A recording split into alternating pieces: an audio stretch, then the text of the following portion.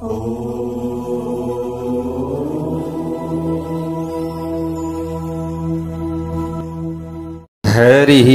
ओम स्वस्ति श्री गणेशाय नमः। ओम नमो भगवते वासुदेवाय।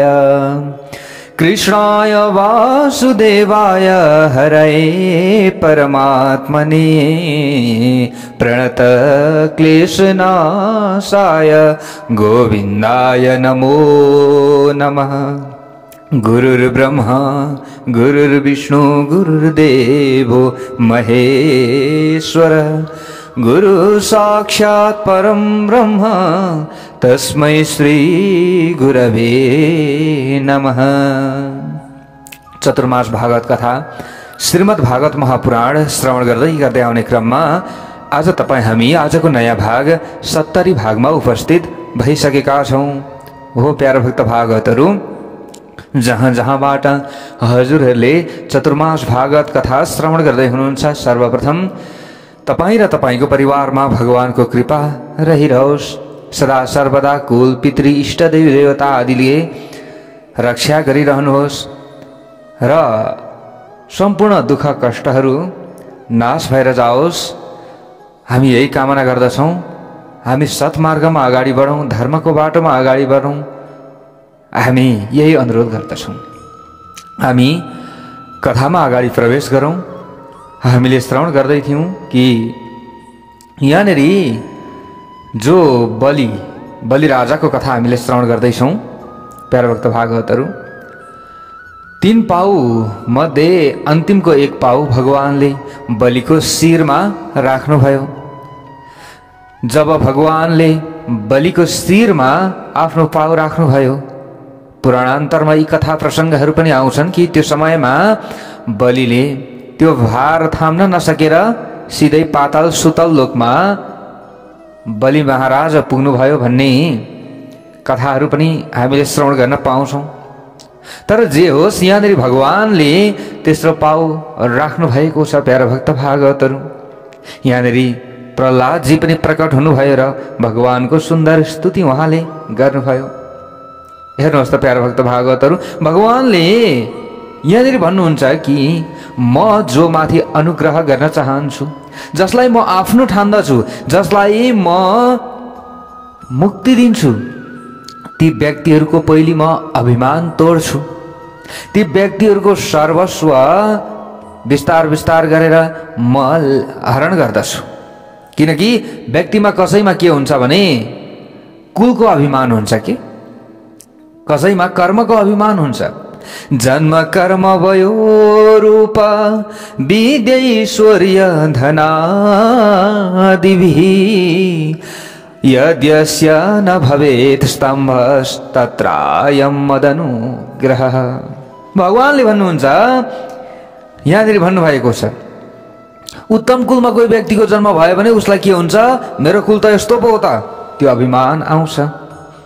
कसैलाई रूपको अभिमान आउँछ, कसैलाई विद्याको अभिमान आउँछ, धनादिभिः कसैलाई धनको अभिमान आउँछ। ब्रह्माजी यहाँनिर भगवानले भन्दै हुनुहुन्छ, यो सब अभिमानको दिनेवाला को छ? यो सबै छ। के छ? रूप छ, कर्म छ, चाहिँ विद्या छ, धन छ, यी सबै कुरा छन्। तर जसको जन्म उत्तम कुलमा भएर पनि विचार सर्वश्रेष्ठ छ भने ती व्यक्ति मेरो प्यारो हुन्छन्। उसमा अभिमानको नजर पनि आउँदैन भने भगवान भन्नुहुन्छ, तत्रायम मदनुग्रह, ती मेरो अनुग्रहका पात्र हुन्।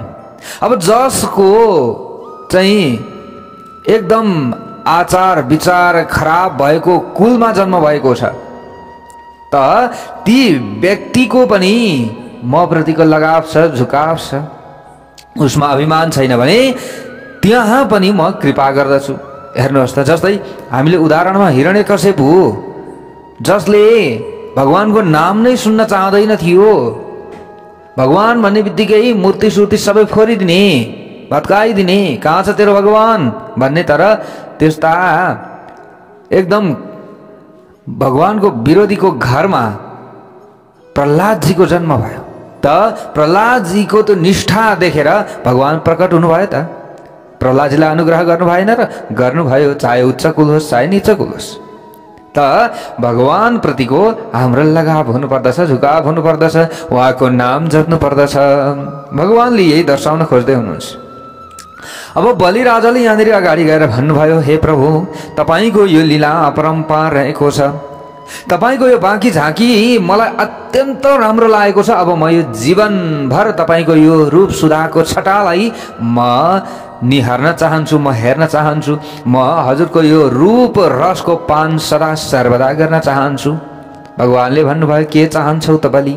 तब बलि राजाले भन्नुभयो, हे भगवान, ठिकै छ, मेरो अब इन्द्रको पद त मैले प्राप्त गर्न नसक्ने भएँ। जुन मेरो इच्छा थियो इन्द्रको पद प्राप्त गर्ने, त्यो त मैले इच्छा त पुरा गरिनँ। तर पनि अब म जहाँ रहन्छु हजुरले मेरो द्वारपाल बनेर रहनु पर्नेछ। भगवानले भन्नुभयो, ठिक छ, ठिक छ, इन्द्रको आसन त अब छिन्नको लागि म आएको थिएँ र छिने पनि, किनभने अहिले इन्द्रको पदमा जो बसिरहेका छन् उसको समय सिद्धिएको छैन। तिम्रो यो जो एकदम धर्मनिष्ठा जुन यो छ, एउटा निष्ठा छ, आस्था छ, योबाट म के भएको छु, प्रसन्न भएको छु। म प्रतिको निष्ठा तिम्रो रहेको छ। त्यसैले हे बलि, तिमी त दाता हौ, त्रिलोक विजयी भयौ तिमी, र सम्पूर्ण सम्पदा मलाई सुम्पिएका छौ। तर यो सम्पदा पनि म लिनेवाला होइन, मैले त देवतालाई दिन्छु। अब हेर, तिमी आफैले पनि मलाई सुम्प्यौ भनेपछि अब आगामी मनवन्तरमा जो इन्द्रको पद छ त्यो पदमा तिमी बस्न पाउनेछौ। भक्तवत्सल भगवानको जय होस्, वामन भगवानको जय होस्। र जबसम्म इन्द्रको पद अब तिमीले प्राप्त गर्ने छैनौ, अलिकति केही समय लाग्नेछ, अब त्यो समयसम्म पनि तिमीले इन्द्रको समान नै वैभव भएको सुतल लोकमा तिमी अब जानेछौ। तिमी त्यहाँ जाऊ र तिम्रो इच्छा छ म तिम्रो द्वारपाल बनौँ भन्ने तिम्रो इच्छा छ भने ठिकै छ। सदा सन्निहितं वीर तत्र मां द्रक्ष्यते भवान। बलि, ल ठिकै छ, हर हमेशा जहिले तैले म तिम्रो द्वारपाल बनेर रहनेछु। मेरो बाँकी झाँकीको दृश्य तिमीले देख्नेछौ, मेरो रूप सुधाको पान तिमीले गर्नेछौ भन्ने बित्तिकै बलि अत्यन्त गद हुनुभयो। हेर्नुहोस्, बलि राजा प्रहलादजी पनि खुसी भएर नाच्न थाल्नुभयो। वाह प्रभु, वाह प्रभु, निमं विरिञ्चो लभते प्रसादम न श्रीर्न सर्व किमुता परेते यन्नो सुराणामसि दुर्गपालो विश्वाभिव रपिबन्धिताङ्ग्री। अरे प्रभु, वाह, हजुरको यो समर्पण भनौँ अथवा यो भक्तप्रतिको जुन हजुरको जुन अनुग्रह छ यो त मान्नै पर्दछ। जुन प्रभुको ध्यानमा ब्रह्मादि देवताहरू बस्दछन्, उनी जो परमपिता, उनी प्रभुजीका ध्यानमा जो ब्रह्मादि देवताहरू बस्दछन्, यो लाभ लिने अवसर त उहाँहरूले पनि प्राप्त गर्नु भएको छैन पक्कै पनि। वाह रे वाह, दैत्यको दरवाजामा यानि कि दैत्यको द्वारमा तपाईँ द्वारपाल भनेर बस्दै हुनुहुन्छ। अब यो हाम्रो त गौरवको कुरा हो। प्रहलादजीले यसरी भन्नुभयो, भगवानले भन्नुभयो, भक्त प्रहलाद, वत्स प्रहलाद भद्रम ते प्रत्याही सुतलालयम। अरे छोरा, अरे प्रहलाद, तिम्रो कल्याण होस्। अब चाँडै नै तिमी आफ्नो परिवारलाई लिएर सुतल लोकमा जानुहोस्। हेर्नुहोस्, अब प्रहलादजी हेर्नुहोस् है, बलिका के हुनुहुन्छ, हजुरबा हुनुहुन्छ नि त। प्रहलाद पुत्र विरोचन, विरोचन पुत्र बलि। हेर्नुहोस् प्यारो भक्त भागवतहरू, त अब प्रहलादजी पनि प्रकट हुनुभयो अरे के त्यो समयमा। हेर्नुहोस्, हिजै हामीले यो कथा सुनिसकेका छौँ। प्रहलादजीले पनि त भगवानको धामलाई प्राप्त गर्नुभएको थियो। त आफ्ना पुत्रहरूलाई कृपा गरेको देखेर, आफ्ना सन्तति आदिलाई कृपा गरेको देखेर प्रहलादजी पनि प्रकट हुनु भएर भगवानको स्तुति गर्नुभएको थियो। त भगवानले आदेश दिनुभयो, ठिकै छ, आफ्ना सन्तति आदिलाई तपाईँले लिएर जानुहोस्। भगवानले यसरी भनिदिनु भयो। त्यस पछाडि सबै सुतल लोकतिर जाने तयारी गर्न थाले। त्यही समयमा शुक्राचार्य गुरु, जो शुक्राचार्य गुरु, हेर्नुहोस् है प्यारा भक्त भागवतहरू, उहाँ प्रकट हुनुभयो। उहाँ त अदृश्य हुनुभएको थियो। उहाँको एउटा आँखो पनि फुट्यो। हेर्नुहोस् प्यारा भक्त भागवतहरू, आँखो पनि फुट्यो उहाँको। हामीले यो कथा हिजो श्रवण गरिसक्यौँ। त शुक्राचार्य गुरुले प्रकट भएर उहाँले भन्नुभयो, प्रणाम गर्नुभयो, अरे प्रभु मलाई क्षमा गरिदिनुहोस्, मेरो गल्ती भयो, मलाई क्षमा गरिबक्सियोस् प्रभु। त भगवानले भन्नुभयो, आचार्यजी ल ठिकै छ, ब्राह्मण देवता तपाईँ हुनुहुन्छ, ब्राह्मणको त म भक्त छु, त्यसैले तपाईँले चिन्ता नगर्नुहोस्, तपाईँको पनि कल्याण हुनेछ। अब तपाईँले यो यज्ञको अवशेष विधिलाई परिपूर्णता गरिदिनुहोस्, यो यज्ञलाई पुरा गरिदिनुहोस्। यज्ञमा कोही शेष रहेको छ भने अब यो 100वटा यज्ञ हो, अन्तिम यज्ञ हो, यसलाई पूर्ण गरिदिनुहोस् विधि विधानका साथमा। यसरी भगवानले भनिदिनु भयो। त्यस पछाडि शुक्राचार्य गुरुले भन्नुभयो, भगवान किन मलाई लज्जित गर्दै हुनुहुन्छ प्रभु? किन मलाई लज्जित गर्दै हुनुहुन्छ हजुरले? जुन यज्ञमा साक्षात नारायण प्रकट हुनुभएको छ र साक्षात नारायण नै विराजमान हुनुहुन्छ जुन यज्ञमा, के त्यो यज्ञ अधुरो रहन्छ होला त? अरे प्रभु, यज्ञमा जति नै दोष भए तापनि, जति सुकै यहाँनिर सावधान भएर हामीले यज्ञ गरे तापनि कहीँ न कहीँ दोष त रहन्छ, कहीँ मन्त्रमा त्रुटि रहन्छ। तर मन्त्रमा त्रुटि रहन्छ भन्दैमा जतापाए त्यतै मन्त्र पढ्न पनि त भएन। फेरि त्रुटि हुन्छ, भगवानको स्मरण गर्दै त्यो त्रुटि सबै हट्छ भनेर जतापाए त्यतै गरी चाहिँ हामीले पढियो भने त्यो पनि राम्रो भएन। हेर्नुहोस् है प्यारो भक्त भागवतहरू, त्यसैले पढ्न प्रयत्न गर्नुपर्दछ शुद्ध। जस्तै एउटै मन्त्रमा 5 चोटि मिस्टेक भएको गरेर एकजना व्यक्तिले पढेका छन् र एउटै मन्त्रमा 1 चोटि मात्र मिस्टेक गरेर एकजना व्यक्तिले पढेका छन् भने बरु त्यो 1 चोटि मात्र मिस्टेक भएकोलाई धेरै प्राथमिकता दिइन्छ, धेरै प्राथमिकता दिइन्छ। हेर्नुहोस् प्यारो भक्त भागवतहरू, जस्तै एउटा चाल्नीमा भनौँ अथवा कुनै पनि एउटा राम्रो ताम्र पात्रमा चाहिँ त्यहाँनिर चाल्नी बनाइयो होइन, मसिनो छेडेर चाल्नी बनाइयो र माथि एउटा पानी लगाइयो भने धेरैवटा छेद बनाइएको छ भने पानी धेरै छिटो चुइन्छ, हो कि होइन? तर त्यसमा एउटा मात्रै छेद बनाइएको छ भने त्यो पानी बिस्तारै चुइन्छ। प्यारो भक्त भागवतहरू, त्यस्तै यहाँनिर एउटै मन्त्रमा धेरै छेद बनाएर नि मन्त्र विभिन्न अशुद्ध पढेको छ भने त्यो सुन्नेवाला व्यक्तिलाई पनि राम्रो हुँदैन।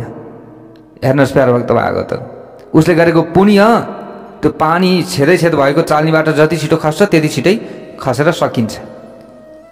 तर एउटा मात्रै छेद भएको छ, अब एउटा कहीँ मिस्टेक हुनसक्छ, तर एउटा मात्रै मिस्टेक छ भने त्यो पानी कम्ती चुइयो नि, त्यसबाट हाम्रो पुण्य पनि थोरै मात्रै चुइन्छ। अब त्यो थोरै चुएको ठाउँलाई पनि हामीले टाल्न सक्छौँ, केले? भगवानको नामले। तर धेरैवटा दुलो परेको छ भने त त्यो धेरै ठाउँमा टालिरहँदाखेरि त एकतिरबाट टाल्छौँ, अर्कोतिरबाट अघि खसिसकेको हुन्छ। हेर्नुहोस्, हो हामीले यो बुझ्नुपर्दछ। जस्तै हामीले अब नवरात्र लाग्दैछ, हामीले दुर्गा सप्तशती चण्डी पाठ पनि राख्नेछौँ प्यारा भक्त भागवतहरू। पोहोर हामीले धर्म मार्गबाट राखेका थियौँ, यसपालि ओम टिभी नेपालबाट राख्छौँ कि हेरौँ। र त्यसको कथा प्रवचन पनि हामीले भर्सक गर्नेछौँ ओम टिभी नेपालबाट, दिनको 1 अध्यायको दरले दुर्गा सप्तशतीको यो विचार चाहिँ हामीले गर्दैछौँ। यसरी नै हामीले श्रवण गर्नेछौँ अडियो मार्फत नै। अब भिडियो भयो भने तडक मडक झलक झल्याक झुलुक धेरै यताउता गर्न थाल्दा टाइम बित्छ होइन, बरु अडियो भयो भने पनि मस्त सुन्न मिल्छ, आफूलाई झन् राम्रो हुन्छ। त्यो हामीले सोच्दैछौँ। अब भर्सक हामीले अब हेरौँ, म आफै जान्ने त मैले भनेको छैन कहिले पनि, तर पनि भर्सक शुद्ध पाठ हजुर समक्षमा राख्ने प्रयत्न हामीले गरेका छौँ। धेरैले अगाडि हामीले हेऱ्यौँ कि धेरै अशुद्ध पाठहरू छन्। हेर्नुहोस् प्यारो भक्त भागवतहरू, अशुद्ध पाठले नि हामीलाई हाम्रो कल्याण हुँदैन। फेरि यो हामीले बुझ्नु पर्दछ। भरसक हामीले शुद्ध पढ्ने प्रयत्न गर्नुपर्दछ। भइहाल्छ नि भन्ने यहाँ त हिसाबमा जस्तो भए पनि हेरिहाल्छन् नि, मेरा त हेर्ने मान्छे छँदैछन् भनेर जस्तो पायो त्यस्तै राख्ने व्यक्तिहरू पनि धेरै हामीले भेटेका छौँ। यसरी चाहिँ अलिकति नगरिदिया भए हुन्थ्यो भन्ने हाम्रो चाहिँ उद्देश्य हो। अब यो त आफ्नो कुरा हो होइन। जस्तै अब राम्रो लागेका मान्छेले जस्तोसुकै पढे पनि हामीलाई राम्रो लाग्ला, तर त्यो जुन हुन्छ त्यो हामीले सुन्छौँ त्यसले चाहिँ राम्रो गर्दैन। अब यो आफ्नो कुरा, हजुरहरूको इच्छाको कुरा हो, म केही पनि भन्दिनँ यसमा। यो कुरा हो, तर जे होस् हामीले शुद्ध पढौँ, शुद्ध उच्चारण गरौँ। हामीलाई आउँदैन, जिब्रो लाग्दैन भने हामीले युट्युबको मार्फतबाट सुन्ने हामीले राखिदिन्छौँ र त्यसलाई शुद्ध पढ्ने प्रयत्न गरौँ। एकैचोटि कसैलाई पनि आउँदैन, कोही पनि जानेर जन्मिएको छैन यो धरतीमा। एकैचोटि कोही पनि जानेर आएको होइन, बिस्तार बिस्तार जान्ने हो। तर जानेर पनि लत्तरखाजी गर्छ, भइहाल्छ नि, सुनिहाल्छन् नि भन्ने हिसाब गर्छ भने त्यो पढ्ने व्यक्तिलाई र सुन्ने व्यक्तिलाई दुवैलाई दोष लाग्छ। शास्त्र आदिले यसरी भनेका छन्। त्यो दोषको भागी हुने हो कि अथवा नहुने हो त्यो हामी आफैले बुझ्नु पर्दछ। हेर्नुहोस्, त्यसैले अब वर्षक चाहिँ अब राख्ने प्रयत्न हामीले गरिराखेका छौँ, राखी पनि राखेका छौँ। पोहोर पनि धर्ममार्गबाट हजुरहरूले सुन्नुभयो होला दुर्गा सप्तशती चण्डी पाठ। वर्षक हामीले त्यहाँ एक एक शब्द एकदम शुद्ध तरिकाले हजुरहरू समक्षमा राख्ने प्रयत्न गरेका थियौँ र यसपालि पनि हामी राख्नेछौँ। यो हजुरहरूलाई छोटो जानकारी पनि भयो। यहाँनिर हेर्नुहोस् त, त्यही कुरा आएको छ नि। जस्तै काहीँ न काहीँ मन्त्रमा दोष हुन सक्दछ, काहीँ काहीँ विधिमा दोष हुन सक्दछ, जतिसुकै विधि विधान पुर्याए तापनि। जस्तै हामीले त अब पढ्ने हो होइन, प्र्याक्टिस गर्ने हो, बुझ्ने हो, अब हेर्दै जाने हो। हेर्दै जाँदाखेरि कोही बेला जिब्रो लागेको हुँदैन, त्यहाँनिर पनि काहीँ न काहीँ दोष हुन सक्दछ। अब यस्तो दोष छ भने यो दोषलाई दूर गर्नका लागि भगवानको नाम संकीर्तन हामीले गर्नुपर्दछ। मन्त्रतस्तन्त्रत सिद्रम देशकालहारः वस्तुतः सर्वं करोति निश्चिद्रम नाम संकीर्तनम तव। सर्वं करोति निश्चिद्रम नाम संकीर्तनम तव। यहाँनिर यसरी भनियो, मन्त्रतस् तन्त्रतस् छिद्रम। सबै मन्त्र तन्त्र आदिमा कहीँ न कहीँ छिद्र हुनसक्छ, दोष भएको छ भने देशकाल परिस्थिति अनुसार हामीले विधि विधान पुर्याएर यज्ञ गरेका हुन्छौँ। त्यहाँ पनि काहीँ विधिमा दोष छ भने त्यो सबै दोष, त्यो सबै छिद्रलाई टाल्नका लागि, त्यो पाललाई टाल्नका लागि नाम संकीर्तनम तब, भगवानको नाम संकीर्तन गर्नुपर्दछ। यसो भयो भने त्यो सबै दोष दूर हुन्छ नि प्रभु।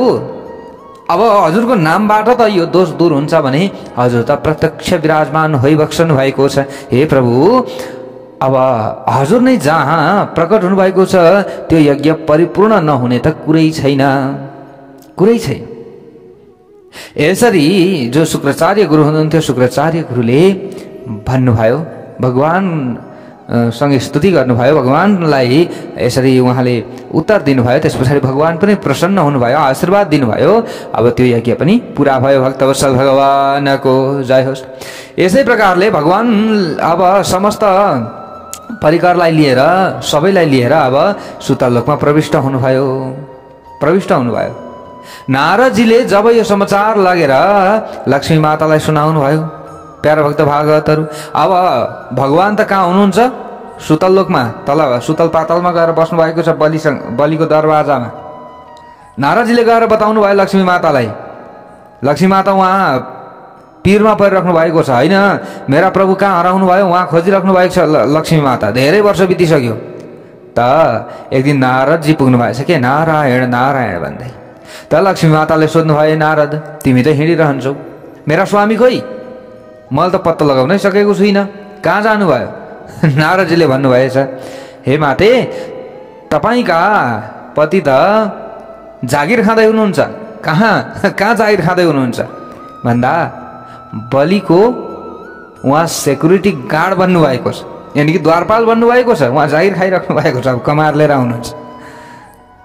नारदजीले यसरी भनिदिनु भएको छ। हेर्नुहोस् प्यारा भक्त भागवतहरू, लक्ष्मी मातालाई नि जे होस् यहाँनिर हामीले यो बुझौँ कि नारदजीले बताउनु भयो, जे होस् उहाँ द्वारपाल बनेर बस्नु भएको छ भनेर लक्ष्मी मातालाई।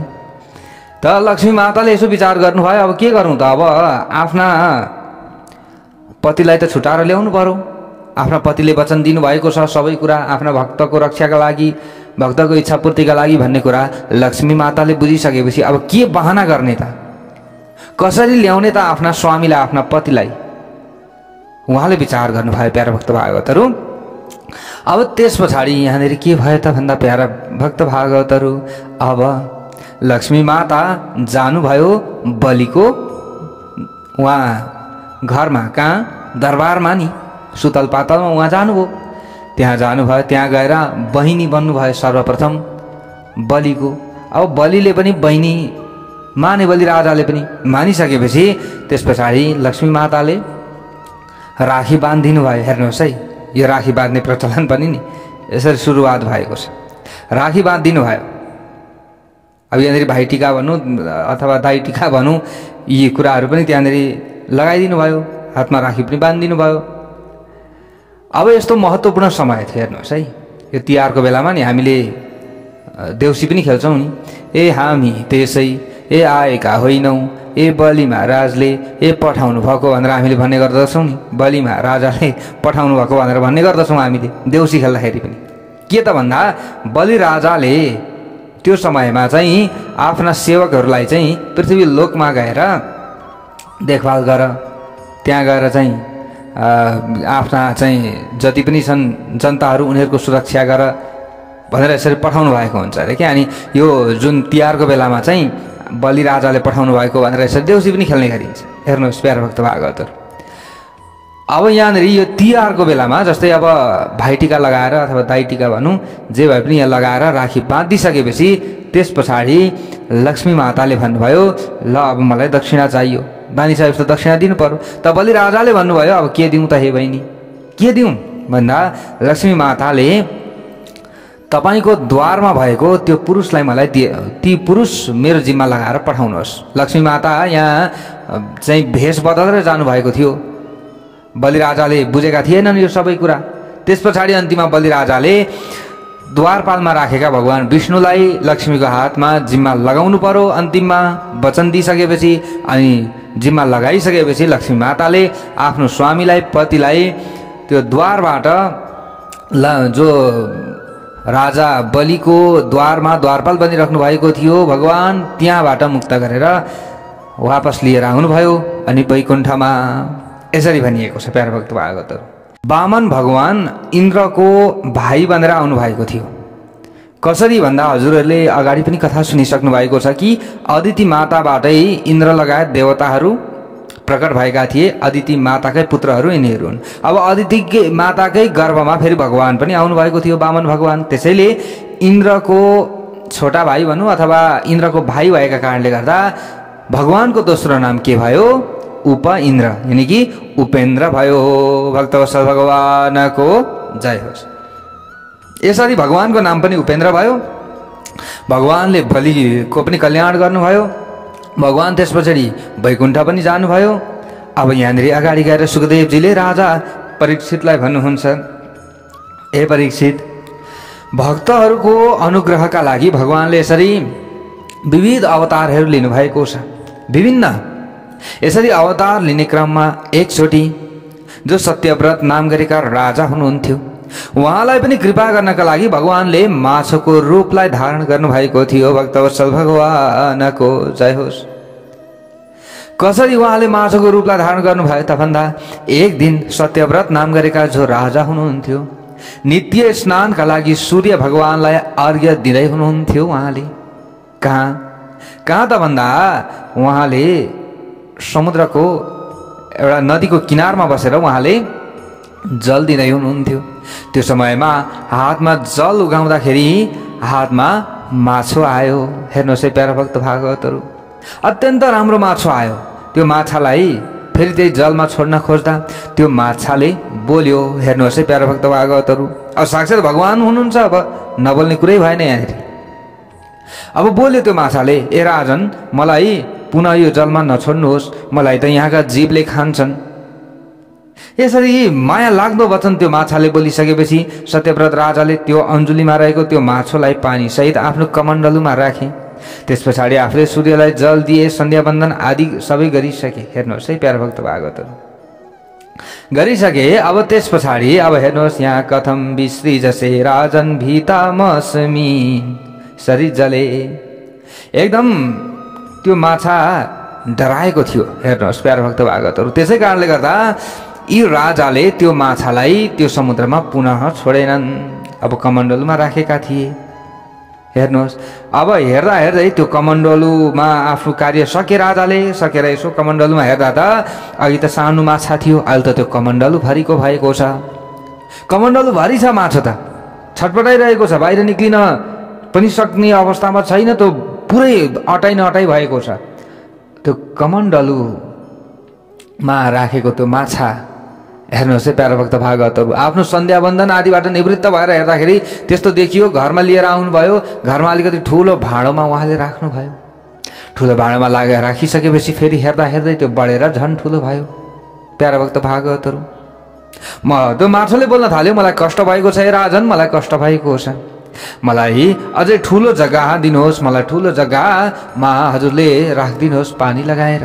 त्यस पछाडि राजाले अझै ठुलो एउटा भाँडो ल्याए, त्यसमा माछालाई लगाए। फेरि हेर्दा हेर्दै त्यो माछा बढेर भयङ्कर ठुलो बन्दो भयो। हेर्नुहोस् अब त्यस पछाडि फेरि त्यो माछाले बोल्न थाल्यो, हे राजन मलाई त यो ठाउँ पनि साँघुरो भयो, मलाई साँघुरो भयो, एउटा ठुलो जलाशयमा लगेर हजुरले राखिदिनुहोस्। त्यस पछाडि ठुलो जलाशयमा लगेर सत्यव्रत राजाले त्यो माछालाई लगाइदिनु भयो। फेरि त्यो जलाशयमा पनि हेर्दा हेर्दा हेर्दा हेर्दा विशाल त्यो माछा भयो। भक्तवत्सल भगवानको जय होस्। हेर्नुहोस् है अद्भुत दृश्य छ यहाँनिर। अब हेर्दा हेर्दै यस्तो भइरहेको छ। त अब त्यस पछाडि सत्यव्रत जो मनु हुनुहुन्थ्यो, सत्यव्रत राजाले हात जोडेर बोल्न लाग्नुभयो, हे माछा आजसम्म तपाईँ जस्तो मैले कोही पनि देखेको थिएन। अब यहाँनिर हेर्नु सम्बोधन गर्न थाल्नुभयो, मैले आजसम्म यस्तो कुनै पनि जीव देखेको थिइनँ कि हेर्दा हेर्दै यति छिटो बढोस्। तपाईँ को हुनुहुन्छ? पक्कै पनि कोही न कोही मायावी तपाईँ हुनुहुन्छ। यसरी शरीर बढेको बढै गएको मैले आजसम्म कसैको देखेको थिइनँ। मलाई कृपा गरेर आफ्नो परिचय दिनुहोस् हजुरले। पक्कै पनि हजुरले यो अदृश्य भेषमा केही न केही यहाँनिर चाल रचाउँदै हुनुहुन्छ होला। यसरी बिन्ती गरिसकेपछि अलि समय पछाडि त्यो माछोको रूपबाट हेर्दा हेर्दै हेर्दा हेर्दै माछोको स्वरूपबाट त भगवान चतुर्भुज नारायण प्रकट हुनुभयो। बोलो नारायण भगवानको जय होस्। त राजा अत्यन्त छक्क पर्नुभयो। राम राम राम राम राम। भगवानले भन्नुभयो, म तिमीलाई दर्शन दिनका लागि आएको हो र तिम्रो भक्ति देखेर, तिम्रो श्रद्धा देखेर तिमीले नित्य मेरो सेवा गर्दछौ हे राजन। त्यसैले यो समयको तिमी के छौ? राजा पनि छौ, प्रतापी राजा छौ। त्यसैले अब प्रलय हुनेवाला छ अबको 7 दिनमा हे राजन। अबको 7 दिनमा यो सारा संसार समुद्रमय जलमय हुनेछ। समुद्रले आफ्नो मर्यादाको उल्लङ्घन गर्नेछ।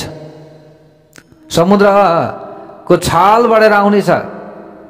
सारा संसार डुब्नेछ। त्यो समयमा हे राजन एउटा काम गर्नु, त्यो समयमा एउटा नौका आउनेछ तिम्रो अगाडि, यानि कि के नाउ आउनेछ। पानी डुब्दै जाँदाखेरि, पानी भरिँदै जाँदाखेरि नाउ प्रकट हुनेछ। त्यो समयमा सप्तऋषिहरूलाई, यो समयका सप्तऋषिहरूलाई तिमीले आह्वान गर्नु, बोलाउनु र त्यो नाउमा सप्तऋषिहरूलाई राख्नु।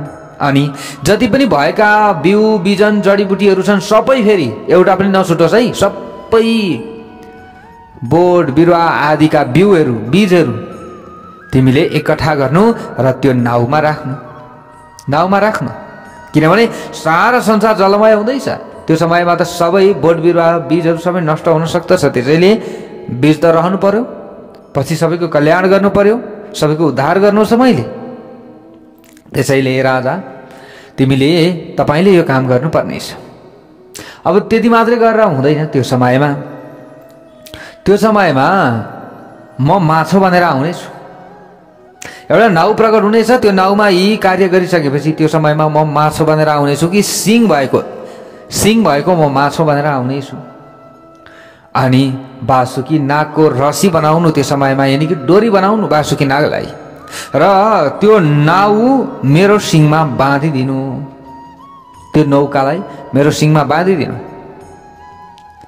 यदि गर्नुभयो भने मैले तपाईँ लगायत सप्तऋषि आदिको सुरक्षा गर्नेछु।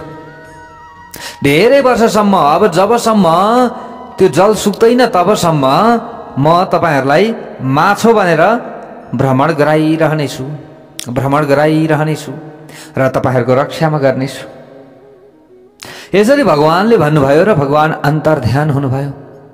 अन्तर्ध्यान भगवान भइसकेपछि अब यहाँनिर अगाडि गएर सुखदेवजीले शौनकादि, जो सुतजीले शौनकादि 88,000 ऋषिहरूलाई बताउँदै हुनुहुन्छ यो कथा, र सुखदेवजीले राजा परीक्षितजीलाई यो कथा श्रवण गराउँदै हुनुहुन्छ। अब यहाँनिर भगवानले जस्तो बताउनु भएको थियो नि प्यारा भक्त भागवतहरू, केही समय व्यतीत भएको थियो, साँच्चै 7 दिन पछाडि त निरोद्धार पानी पर्न थाल्यो। हेर्दा हेर्दै हेर्दा हेर्दै संसार जलमय हुन थाल्यो। त्यो समयमा एउटा भगवानले बताए जस्तै नाउ पनि अगाडि प्रकट भयो। त्यो समयमा सप्तऋषिहरूको आह्वान गर्नुभयो सत्यव्रत राजाले, र सप्तऋषिहरू नाउमा बस्नुभयो। सत्यव्रत राजाले पनि भगवानले बताए अनुसार सारा भयभरका बिउ बिजनहरू भेला पार्न लगाउनु भएको थियो, र सबै बिउ बिजन आदिलाई एकट्ठा गर्नुभयो र नाउमा राख्नुभयो। नाउमा राख्नुभयो। त्यस पछाडि सत्यव्रत राजा पनि नाउमा बस्नुभयो। अब प्यारा भक्त भागवतहरू हेर्नुहोस्, भगवान त माछो बन्नु भएको छ। त सत्यव्रत राजाले त्यो समयमा वासुकी नागको रसी ल्याउनु भयो र भगवान माछो बन्नु भएको छ, र माछोको सिङ पनि थियो त्यो समयमा। त्यो सिङमा आफ्नो नाउ बाँधिदिनु भयो। बाँध्नुभयो वासुकी नागलाई डोरी बनाएर। अब भगवानले त्यो नाउ लिएर हिँड्न थाल्नुभयो। हेर्नुहोस् प्यारा भक्त भागवतहरू, नाउलाई विचरण गराउन थाल्नुभयो भगवानले। अब झन्झन हेर्दा हेर्दै हेर्दा हेर्दै पानी त बढेको बढै छ। सारा संसार जलमय भयो। सबै जीव जन्तु प्राणीहरू सबै नष्ट भए त्यो समयमा। हेर्नुहोस् प्यारा भक्त भागवतहरू, सबै नष्ट भए। भगवानले यदि कृपा गर्न आँट्नु भयो भने नि प्यारा भक्त भागवतहरू, भगवानले हाम्रो रक्षा जसरी पनि गर्नुहुन्छ, सत्यव्रत राजाको रक्षा गर्नुभयो त्यो समयमा भगवानले। हेर्नुहोस्, किनभने अब आउनेवाला जुन मन्वन्तरको उहाँ मनु हुनुहुन्थ्यो, सत्यव्रत मनु। हेर्नुहोस्, अब भगवानले यहाँनिर दिव्य उपदेश दिनुभएको छ सत्यव्रत मनुलाई, जसलाई आज हामी मनुस्मृति भनेर भन्ने गर्दछौँ। भगवानले उपदेश जुन जुन दिनुभयो सत्यव्रत मनुलाई, हो त्यही भगवानले दिनुभएको उपदेशलाई सत्यव्रत मनुले पालना गर्नुभयो र पछाडि गएर फेरि अब सृष्टि हुने क्रम त सुरु भयो। हेर्नुहोस् प्यारा भक्त भागवतहरू, अब एकचोटि प्रलय भएको थियो। त्यो प्रलय भइसकेपछि, पानी समाप्त भइसकेपछि, पानी सुकिसकेपछि फेरि अब त्यहाँनिर सृष्टिको प्रक्रिया अगाडि बढेको छ। अब त्यो सृष्टिको प्रक्रिया अगाडि बढिसकेपछि सारा मानव जातिको अब फेरि सुरुवात भयो। त्यो समयमा अब मनुले सबैलाई भगवानले जुन दिनुभएको थियो नियम अनुशासनको, त्यो एउटा कानुनको पुस्तक भनौँ अथवा जे भनौँ, यो गरियो भने चाहिँ मनुष्यको कल्याण हुन्छ है। पुरुषको धर्म यो हो, स्त्रीले गर्नुपर्ने धर्म यो हो, बालबच्चाले गर्नुपर्ने धर्म यो हो, वृद्ध वृद्धाले गर्नुपर्ने धर्म यो हो, यो वर्णले यो जातिले यो कर्म गर्नुपर्दछ। त्यो सारा ज्ञान मनुस्मृतिमा हामीले पाउँछौँ। हेर्नुहोस् प्यारा भक्त भागवतहरू, भगवानले यो ज्ञान दिनुभएको छ। अब आफ्नो कर्म अनुसार हामीले फल पाउँछौँ। हेर्नुहोस् है प्यारा भक्त भागवतहरू, हामीले जस्तो कर्म गर्दछौँ नि त्यस्तै हामीले फल पाउने हो। हामीले राम्रो कर्म गऱ्यौँ भने राम्रै फल पाउँछौँ। हामीले डक्टर पढ्यौँ भने डक्टर नै बन्छौँ। हेर्नुहोस्, त्यही ज्ञान हामीलाई आउँछ। हामीले जस्तै ज्योतिष पढ्यौँ भने, ज्योतिषको ज्ञान आर्जन गर्नतिर लाग्यौँ भने हामी ज्योतिषी नै हुन्छौँ, र हामीले ग्रह नक्षत्र आदिको गणना गर्न सक्दछौँ। व्यक्तिलाई यो ग्रहले शुभ फल दिँदैछ कि यो समयमा अशुभ फल दिँदैछ, त्यो पनि हामीले बुझ्नेछौँ। हेर्नुहोस्, हजुरहरूले पनि धेरै हामीलाई फोन गरिराख्नुहुन्छ नि चिना हेराउनका लागि। हामीले टिकटक आदिमा पनि लाइभ आउँछौँ कोही कोही बेला, र अझै आउने प्रयत्न पनि हामीले गरिराखेका छौँ। उस टाइम हुँदैन र मात्रै हो, हेर्नुहोस्। त्यसैले हजुरहरूले के हेराउन चाहनुहुन्छ भने हामीले हजुरहरूले टिकटकमा लाइभ आएर भिडियो कलमा जोडिएर पनि हजुरहरूले हेराउन सक्नुहुनेछ। हेर्नुहोस्, यो सानो छोटो जानकारी पनि हो। यसरी हेर्नुहोस्, मनुस्मृतिको निर्माण भएको छ। सुखदेवजीले यसरी यहाँनिर परीक्षितजीलाई भन्नुभएको छ र यहाँनिर प्रत्येक मन्वन्तरको यसरी विविध भगवानले चाहिँ अवतार लिएर रक्षा गर्नुभएको छ। मन्वन्तर आदिमा यहाँनिर यसरी बताइएको छ। अब अगाडि गएर हामीले नवम स्कन्धको कथालाई श्रवण गर्नेछौँ। भक्तवत्सल भगवानको जय हो।